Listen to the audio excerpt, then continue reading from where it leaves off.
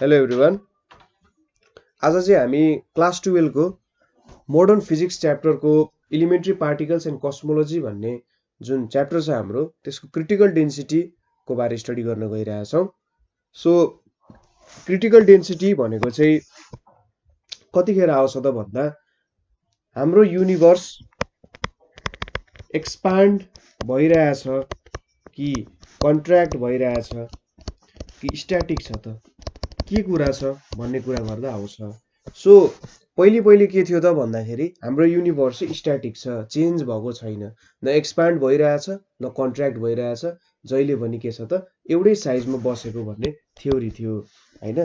त्यसपछि के भयो त भन्दाखेरि पहिले पनि तर थ्योरी अनुसार चाहिँ के हुनु पर्थ्यो भने युनिभर्सलाई स्टेबल हुनको लागि ऊ चाहिँ एउटा मोसनमा हुनु पर्थ्यो, कि त कन्ट्र्याक्ट हुनु पर्थ्यो कि त एक्सपान्ड हुनु पर्थ्यो। स्ट्याटिक युनिभर्स कहिले पनि हुन सक्दैन थियो।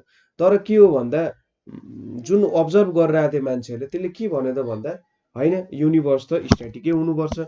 सो त्यति बेलाको साइन्टिस्टहरूमा चाहिँ के हिम्मत थिएन भन्दाखेरि हैन युनिभर्स स्ट्याटिक होइन, युनिभर्स एक्सपान्ड भइरहेछ भन्ने। अब त्यति बेला रिलिजनको त्यस्तै थियो हैन, रिलिजनको कुराहरू थियो। हो त्यस्तो कुराहरूले चाहिँ के गर्दै त त्यति बेला एफेक्ट गरिरहेको थियो। अब चर्चले अब पहिले के भन्थ्यो त सन चाहिँ सरी अर्थ चाहिँ अर्थ वरिपरि अरू सबै घुमिरहेछ। अब त्यो कुरा काट्नेलाई के हुन्थ्यो त भन्दा त्यो बेलामा चाहिँ जलाइन्थ्यो क्या मान्छेहरूलाई, अब किन यस्तो बोलिस् भनेर। र त्योको डरले पनि के हुन्छ त भन्दा अरू मान्छेको डरले पनि साइन्टिस्टहरू समेत डराएको थियो कि होइन मैले युनिभर्स एक्सपान्डिङ भन्यो भने मान्छेहरूले मलाई पागल हो भन्छन् कि भन्ने टाइपको कुराहरूले डराइरहेको थिए। त्यसपछि अल्बर्ट आइन्स्टाइनले आफ्नो थ्योरी निकाले जेनरल रिलेटिभिटी। जेनरल रिलेटिभिटी भन्ने थ्योरी निकाल्दा पनि त्यसले पनि के देखायो त भन्दा हाम्रो युनिभर्स एक्सपान्डिङ हुनुपर्ने हो भनेर देखाएको थियो है। तर अल्बर्ट आइन्स्टाइनले पनि के सोचे त भन्दाखेरि होइन युनिभर्स त एक्सपान्डिङ नहुनु पर्ने भनेर तिनले पनि आफ्नो थ्योरीलाई चाहिँ यसरी कन्भर्ट गरे कि युनिभर्स स्ट्याटिक होस् भनेर। त्यसपछि केही समयपछि एडविन हबलले चाहिँ के गर्यो त भन्दा आफ्नो टेलिस्कोप निकालेर युनिभर्समा हेर्दा चाहिँ के देख्यो भने युनिभर्स रेड सिफ्ट भइरहेछ, अथवा हाम्रो युनिभर्सको अब्जेक्ट्सहरू ग्यालेक्सिजहरू रेड सिफ्ट भइरहेछ। भन्नुको मतलब अर्थलाई सेन्टर लिएर हेर्दा सबै अब्जेक्ट चाहिँ के भइरहेछ त टाढा टाढा गइरहेछ। सो यसको मतलब हाम्रो युनिभर्स त एक्सपान्ड भइरहेछ भन्ने कुरा भयो हैन। सो हबलले चाहिँ के थाहा पायो त भन्दा, अथवा पहिले थाहा भएको कुरा थियो तर हबलले के प्रुभ गरिदिए एक्सपेरिमेन्टली कि युनिभर्स एक्सपान्ड भइरहेछ भन्ने कुरा प्रुभ गरिदिए। अब यहाँनिर कुरा के आउँछ भने कि युनिभर्स सधैँ एक्सपान्ड भइराख्ने हो त कि कहिले यो स्टप पनि हुन्छ कि अथवा के हुन्छ भन्ने प्रिन्सिपल आउँदाखेरि सो यो क्रिटिकल डेन्सिटीको कुरा आउँछ। अब युनिभर्स एक्सपान्ड भएको भइ गयो भने के हुन्छ त भन्दाखेरि यसलाई चाहिँ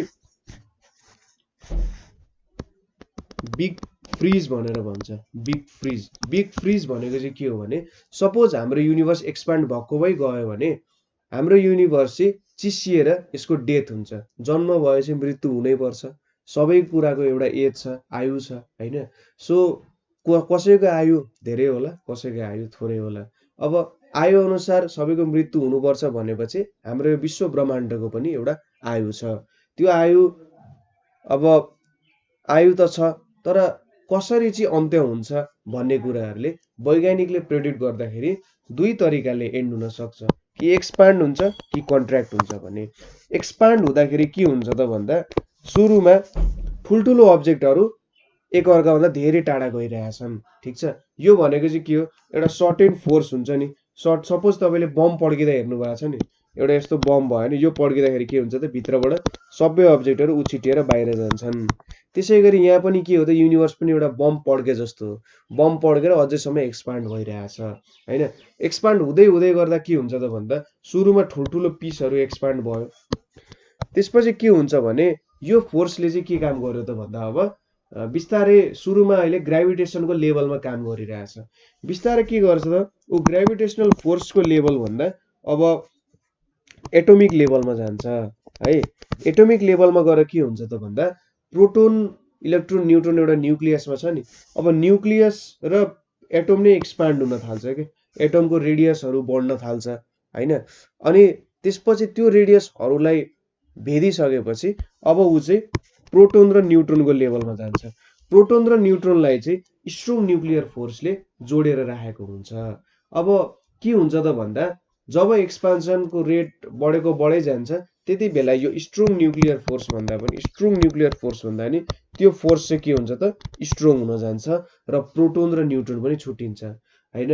अब प्रोटोन र न्युट्रोन पनि छुट्टिसकेपछि यो सबै फोर्सहरूलाई चाहिँ चिर्दै जाने हो क्या। प्रोटोन र न्युट्रोन केले बनाएको हुन्छ त क्वार्कले बनाएको हुन्छ। क्वार्कमा अब जुन क्वार्क युज गर्छौँ हामी अप डाउन क्वार्कहरू पनि त एकअर्कासँग जोडिएर बसेको छ नि त।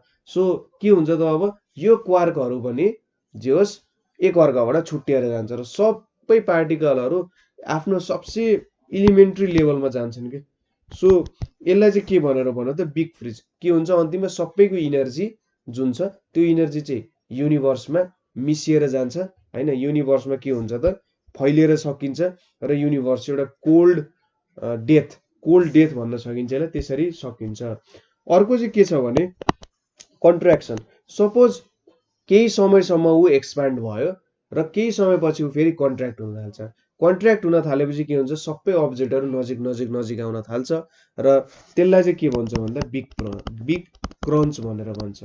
बिग क्रन्चले चाहिँ के दिन्छ त हामीलाई थ्योरी भन्दा सपोज हाम्रो युनिभर्स फेरि कन्ट्र्याक्ट हुन थाल्छ, सबै अब्जेक्टहरू जे छ त्यो एउटै पोइन्टमा मिसिन थाल्छ।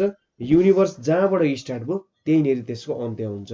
सिङ्गुल्यारिटीबाट स्टार्ट भयो, युनिभर्स सिङ्गुल्यारिटीबाट स्टार्ट भएको मतलब के हो त युनिभर्स इन्फिनिटमा स्टार्ट भयो ऊ फेरि इन्फिनिटमै गएर के हुन्छ त बिलाउँछ। सो अब यो कुरालाई हामीले मेजरमेन्ट गर्नु पर्यो भने हामीले क्रिटिकल डेन्सिटीको कन्सेप्ट युज गर्छौँ। ठिक छ, क्रिटिकल डेन्सिटीको कन्सेप्ट युज गर्छौँ। सो क्रिटिकल डेन्सिटी भनेको चाहिँ के हो त एभरेज डेन्सिटी अफ युनिभर्स हो। ठिक छ, एभरेज डेन्सिटी अफ युनिभर्स हो है। सो यसले हामीले के भन्न सकिन्छ त भन्दा यदि युनिभर्सको एउटा एभरेज डेन्सिटी भन्दा हैन युनिभर्सको एउटा यति एभरेज डेन्सिटी हुनुपर्छ भनेर हामीले एउटा थियोरिटिकल भ्यालु निल्छौँ। यदि हाम्रो युनिभर्स चाहिँ यो भन्दा धेरै भयो, एभरेज डेन्सिटी भन्दा धेरै भयो भने के हुन्छ त यहाँनिर त मास धेरै रहेछ भन्ने बुझिन्छ र एभरेज डेन्सिटी भन्दा धेरै रहेछ भनेपछि के हुन्छ त ऊ कन्ट्र्याक्ट हुन थाल्छ। ठिक छ, कन्ट्र्याक्ट हुन थाल्छ।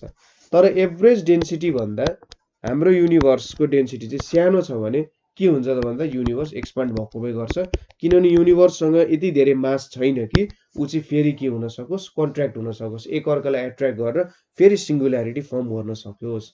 सो अब हामीले चाहिँ क्रिटिकल डेन्सिटी के हो र कसरी मेजरमेन्ट गरिन्छ त्यो कुरा हेरौँ। सो क्रिटिकल डेन्सिटीको लागि हामीले के सोध्छौँ त भन्दाखेरि युनिभर्सले एउटा स्फियर हो भनेर सोध्छौँ।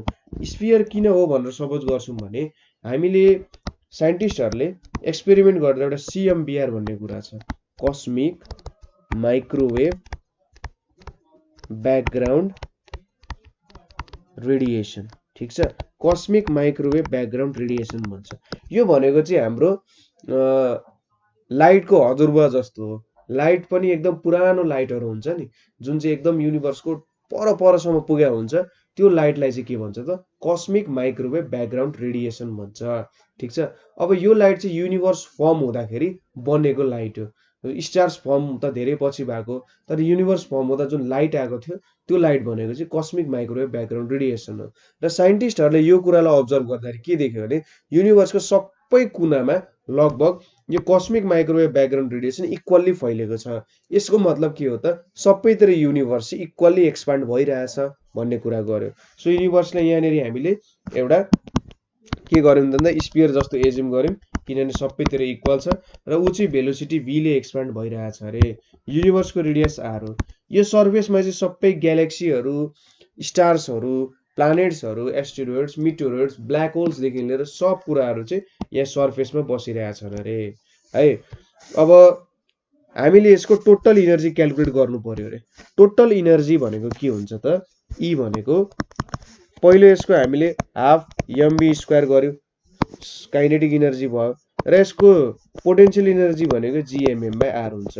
यो कसरी आयो भन्ने कुरा चाहिँ तपाईँले हेर्न चाहनुहुन्छ भने एकचोटि क्लास 11 को भिडियोजहरू हेर्नुहोस्, लजाउनु पर्दैन किनभने क्लास 11 क्लास 12 को फिजिक्स भनेको लगभग एउटै लेभलको छ, केही गाह्रो छैन र तपाईँलाई आफैले पछि साइन्स पढ्नु भएको छ भने चाहिँ पछि तपाईले साइन्सकै केही विषय रोज्नु पर्ने हुन्छ र यो कुराहरू भनेको फन्डामेन्टल कुराहरू हो। यो कुरा चाहिँ जसरी पनि बुझ्नै पर्ने हुन्छ। सो यो कुराहरू एकचोटि हाम्रो क्लास 11 को भिडियोजहरुमा हेर्नु होला। ग्रेभिटी एन्ड ग्रेभिटेसन भन्ने भिडियो छ, त्यहाँनेरि हामीले एक्सप्लेन गरेका छौं। सो यहाँनेरि माइनस भ्यालु आउँछ हैन, किनभने हामीले वर्क एगेन्स्ट भइरहेछ हैन, बाहिर एक्सपान्ड भइरहेछ भने त भित्र कन्ट्र्याक्ट हुन चाहन्छ, तर बाहिर एक्सपान्ड भइरहेछ भने चाहिँ नेगेटिभ भइरहेछ है, नेगेटिभ वर्क डन भयो। अब हाम्रो E ग्रेटर देन 0 हुनुको मतलब के हो त? Kinetic energy greater than potential energy हो। सो काइनेटिक इनर्जी चाहिँ पोटेन्शियल इनर्जी भन्दा धेरै भयो भने के हुन्छ त? युनिभर्स चाहिँ एक्सपान्ड भइरहेको छ। त्यसैगरी E चाहिँ लेस देन 0 भयो भने के हुन्छ त? हाम्रो पोटेन्शियल इनर्जी चाहिँ काइनेटिक इनर्जी भन्दा के छ? धेरै छ। So potential energy kinetic energy भन्दा धेरै भयो भने के हुन्छ त? हाम्रो युनिभर्स चाहिँ कन्ट्र्याक्ट हुन जान्छ। र हामी एउटा कन्डिसन सपोज गर्छौं, एउटा क्रिटिकल कन्डिसन, यो दुईटाको बीचको कन्डिसन E = 0, जहाँनेरि डेन्सिटी चाहिँ क्रिटिकल डेन्सिटीसँग इक्वल हुन्छ। यो बेलामा के हुन्छ त? E = 0 भनेपछि यहाँ हाफ mv² माइनस g/r भयो। सो यो भनेको g/r = हाफ mv² भयो। mm क्यान्सल भयो हाम्रो, g/r = हाफ mv² भयो। सरी, m त काटिएको छ यहाँ। सो m भनेको के हुन्छ त? 4/3 पाई r³ इन्टु डेन्सिटी, यो चाहिँ भनेको हाम्रो क्रिटिकल डेन्सिटी हो। सो g यहाँ बाई r छ इन्टु 4/3 पाई r³ रो c = हाफ v² भयो यहाँनेरि। सो मैले के भयो त? यहाँ g 4g/3 पाई r² रो c = हाफ v² भयो हैन। अब यो v² भनेको त हामीले हबल्स लो अनुसार h0² r² लेख्न सकिन्छ, किनभने v = h0r हो। सो यहाँबाट r² क्यान्सल हुने भयो, और 4g/3 पाई रो c = हाफ h0 को स्क्वायर हुने भयो। सो यहाँबाट कति आयो त हाम्रो भ्यालु भनेको, और रो c भनेको कति आयो त भन्दा 3h0²/8 पाई g भनेर आयो। ठीक छ, यसले चाहिँ मलाई के दियो त? मेरो क्रिटिकल डेन्सिटीको भ्यालु दियो। अब critical density of the universe भनेको चाहिँ ठ्याक्कै युनिभर्स स्ट्याटिक हुनको लागि हामीलाई कति भ्यालु चाहिन्छ भने जस्तो हो। ठीक छ, क्रिटिकल डेन्सिटीले चाहिँ के दियो त? यदि हाम्रो युनिभर्स स्ट्याटिक छ भने त्यसको डेन्सिटी कति हुनुपर्छ भनेर दियो, किनभने पोटेन्शियल इनर्जी र काइनेटिक इनर्जी इक्वल भयो भने त के हुन्छ? हाम्रो युनिभर्स त स्ट्याटिक हुन्छ। सो यो स्ट्याटिक युनिभर्सको लागि हाम्रो के भयो त भ्यालु? रो c को भ्यालु यति हुने भयो। सो हामीले रो c कति क्यालकुलेट गर्छौं त भन्दा h0 को भ्यालु कति छ भने 2.3 × 10⁻18 पर सेकेन्ड छ। त्यसैगरी g को भ्यालु 6.67 × 10⁻11 kg/m² पर सेकेन्ड को स्क्वायर छ माइनस। सो रो c को भ्यालु यहाँनेरि कति आउँछ त भन्दा 6.3 × 10⁻27 kg/m³ आउँछ। सो हाम्रो युनिभर्स क्रिटिकल डेन्सिटी भनेको चाहिँ 6.3 × 10⁻27 रहेछ। ठीक छ, यदि युनिभर्स स्ट्याटिक हुनुपर्छ भने एभ्री पोइन्टमा डेन्सिटी चाहिँ कति हुनु पर्यो त? 6.3 × 10⁻27। अब हाइड्रोजन एटमको डेन्सिटी भनेको कति छ त? हाइड्रोजन एटमको डेन्सिटी भनेको 1.67 × 10⁻27 kg/m³ छ। सो युनिभर्समा हामीले हेर्ने हो भने 1.67 छ डेन्सिटी। सो यहाँबाट के देखिन्छ त भन्दा हाम्रो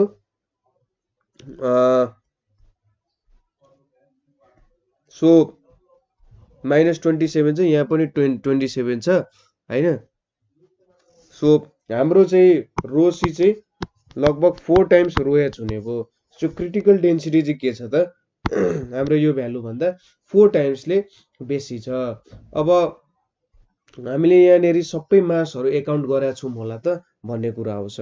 क्रिटिकल डेन्सिटी भन्दा के भयो त? हाम्रो युनिभर्सको डेन्सिटी कम भयो। सो यो के हुनु पर्यो त? एक्सपान्ड हुनु पर्यो हैन, एक्सपान्ड भएको भइ जानु पर्यो, किनभने क्रिटिकल डेन्सिटीले स्ट्याटिक दिन्छ, हाम्रो युनिभर्सको डेन्सिटी कम छ भनेपछि यहाँबाट के बुझ्नु पर्छ त भन्दा हाम्रो किनेटिक इनर्जी धेरै छ हैन, काइनेटिक इनर्जी धेरै छ र पोटेन्शियल इनर्जी कम छ। सो युनिभर्स एक्सपान्ड हुनु पर्यो। अब तर के यो कुरा ट्रु होला त हाम्रो? के यहाँनेरि हामीले सबै मासहरु एकाउन्ट गर्यौं होला त भन्ने एउटा चाहिँ साइन्टिस्टहरुको एकपछि क्वेशन निस्क्यो। सो यो क्वेशन निक्लिदा एउटा डार्क म्याटर भन्ने टर्मले चाहिँ यो क्वेसन निकाल्यो क्या। डार्क म्याटर भनेको चाहिँ सुरुमा बुझौँ एउटा नन ल्युमिनस मेटेरियल हो, ठिक छ, नन ल्युमिनस मटेरियल हो। नन ल्युमिनस मेटेरियल भनेपछि यसले केही पनि लाइट बाहिर फाल्दैन हैन, र यो चाहिँ डिरेक्टली अब्जर्भेबल छैन, अथवा यहाँनिर अगाडि लेख्नु पर्छ नट डिरेक्टली अब्जर्भेबल, ठिक छ, यसलाई डिरेक्टली अब्जर्भ गर्न सकिँदैन। कुनै पनि इलेक्ट्रोम्याग्नेटिक रेडिएसनले यसलाई डिरेक्टली अब्जर्भ गर्न सकिँदैन, किनभने यो चाहिँ कुनै पनि लाइट अथवा फोटोनहरूसँग इन्टरेक्ट गर्दैन। अब यो डार्क म्याटरको इम्पोर्टेन्स के छ, के थाहा पाइयो त भन्दाखेरि सपोज एकजना साइन्टिस्टले के थाहा पायो भने एउटा ग्यालेक्सीको रोटेसन बारे हेरिरहेको थिए, ठिक छ, ग्यालेक्सीको रोटेसन हेरिरहेको थिए। तिनले त्यसको मोमेन्ट अफ इनर्सिया क्यालकुलेट गर्दा, मोमेन्ट अफ इनर्सिया भनेको हाफ एमआर स्क्वायर हो, यो क्यालकुलेट गर्दा एउटा सर्टेन भ्यालु भेटे, सपोज एक्स भ्यालु भेटे। तर त्यसको एक्सपेरिमेन्टली भ्यालु क्यालकुलेट गर्दा त के भयो त, त्यसको मोमेन्ट अफ इनर्सिया त बेसी छ। सो तिनले म्यास पनि करेक्ट लगाएको थिए, रेडियस पनि करेक्ट लगाएको थिए, तर मोमेन्ट अफ इनर्सिया कम आयो। तिनले चाहिँ क्यालकुलेसनमा रङ भयो कि भनेर यसो क्यालकुलेसन हेर्दा र अरू ग्यालेक्सीहरूमा पनि हेरे त्यस्तै कुराहरू छ, किन यो भयो होला त भनेर सोच्दाखेरि सपोज रेडियसमा त केही प्रब्लम थिएन, त्यसो भए मासमा प्रब्लम हुनुपर्ने। तर मैले त सबै स्टारहरूको त्यहाँभित्र भएको सबै कुराहरूको मास जोडे, तर किन आएन त भनेर सोच्दाखेरि त्यहाँनिर चाहिँ अब के थाहा पाइयो त, सपोज हामीले डिरेक्टली अब्जर्भ गर्न नसक्ने मास थियो, डिरेक्टली अब्जर्भ गर्न नसक्ने मास भएको कारण के भयो त, त्यहाँनिर के बढ्यो त, त्यसको मोमेन्ट अफ इनर्सिया बढ्यो। सो त्यहाँनिर त त्यसको मोमेन्ट अफ इनर्सिया बढी भएको कारण त ग्यालेक्सीहरूको रोटेसनल स्पिड अर्बिटल भेलोसिटीहरू ज्यादा भयो है, अर्बिटल भेलोसिटीहरू ज्यादा भयो। सो यहाँबाट चाहिँ के देखियो त भन्दाखेरि त्यहाँनिर चाहिँ डिरेक्टली अब्जर्भ गर्न नसक्ने हैन, हाम्रो आँखाले अब्जर्भ गर्न नसक्ने, त्यसै गरी विभिन्न लाइट सोर्सहरूले अब्जर्भ गर्न नसक्ने के छ त, मास छ भन्ने कुरा आयो। अब यो मासलाई चाहिँ के भनियो त भन्दा डार्क म्याटर भनेर भनियो, ठिक छ, डार्क म्याटर भनेर चाहिँ यो मासलाई भनेर भनियो। सो साइन्टिस्टहरूले के भन्छन् त भन्दा एक्सपेरिमेन्टली हेर्नु पर्यो भने 96% चाहिँ युनिभर्सको मास हुन्छ त्यो चाहिँ डार्क म्याटर छ भन्छ, र 4% जुन मास छ त्यो हामीले अब्जर्भ गरिरहेको मास हो चाहिँ भनेर भन्छ।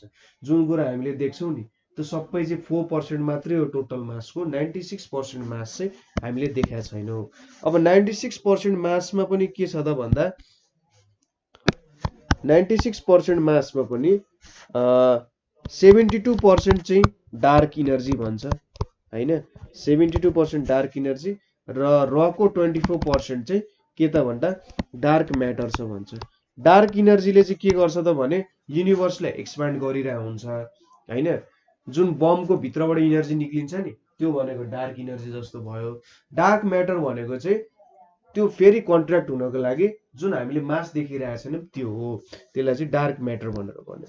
अब हामीले अघि आइन्स्टाइनको थ्योरीको कुरा गर्दै थियौँ, आइन्स्टाइनको थ्योरीमा तिनले के भने त युनिभर्सलाई उसको इक्वेसनले चाहिँ युनिभर्स एक्सपान्ड भइरहेछ भने तिनले चाहिँ के गरे त इक्वेसनमा एउटा टर्म हाले, यो ओमवाला सिम्बोलले जनाउँछ, यसलाई चाहिँ के भन्छ त कस्मोलोजिकल कन्स्ट्यान्ट भनेर भन्छ, ठिक छ। यो कस्मोलोजिकल कन्स्ट्यान्टले के गर्छ भने युनिभर्सलाई एक्सपान्ड हुन दिँदैन। यो कस्मोलोजिकल कन्स्ट्यान्टलाई सिम्पली बुझ्नु पर्दा हाम्रो अब्जर्भेबल युनिभर्सको डेन्सिटी बाई क्रिटिकल डेन्सिटीको रेसियो हो, ठिक छ। अब आइन्स्टाइनले के भने त भन्दा कस्मोलोजिकल कन्स्ट्यान्ट हुन्छ, तर हब्बलको नियम आइसकेपछि आइन्स्टाइनले कस्मोलोजिकल कन्स्ट्यान्टलाई माई बिगेस्ट ब्लन्डर बनाएको थियो, मेरो सबसे ठुलो मिस्टेक भनेको कस्मोलोजिकल कन्स्ट्यान्ट थियो भनेर चाहिँ आइन्स्टाइनले बनाएको थियो। तर तिनको मिस्टेक पनि पछि युजफुल हुन गयो क्या। युजफुल कसरी भयो त भन्दा हामीले चाहिँ यो रेसियो थाहा पायो भने युनिभर्स एक्सपान्ड भइरहेको छ कि कन्ट्र्याक्ट हुन्छ कि भन्ने कुराहरू थाहा पायो।